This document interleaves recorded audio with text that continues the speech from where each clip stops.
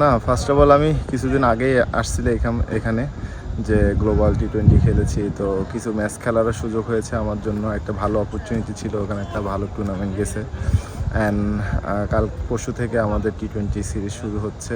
তো কারা বড় টিম কারা ছোটো টিম সেটার থেকে বড় কথা হচ্ছে কারা 20টা ওভার ভালো খেলবে, 40টা ওভার ভালো খেলবে মাঠে। তো ওইটার জন্য অপেক্ষা করতে হবে। আমরা যদি তিনটা সাইডই ভালো করতে পারি, bowling batting fielding team wise ভালো খেলতে পারি, আমরা আশা করি যে তাদেরকে আমরা আরামসে বিট করতে পারবো। এবং তারা টি20তে ভালো টিম, ওটার থেকে মনোযোগ দিতে হবে। আমরা আমাদের বেস্টটা দেওয়ার চেষ্টা করলে আমরা ম্যাচ উইন করতে পারবো। Double million offer Walton fridge কিনে পেতে পারেন 20 লক্ষ টাকা, রয়েছে কোটি কোটি টাকার নিশ্চিত উপহার। আরেকটা জিনিস, আমরা নর্মালি ওয়ানডে ক্রিকেটে আমরা বরাবর ভালো খেলে আসছিলাম, কিন্তু লাস্ট দু একটা সিরিজ আমাদের ভালো যায়নি। তারপরে তার মধ্যে একটা ভালো জিনিস আছে যে আমরা ব্যাটসম্যানরা অ্যাটলিস্ট 300 রান করছি, এটাও একটা ভালো দিক। এবং আমাদের বলাররা সবসময় ভালো করে আসতেছিল।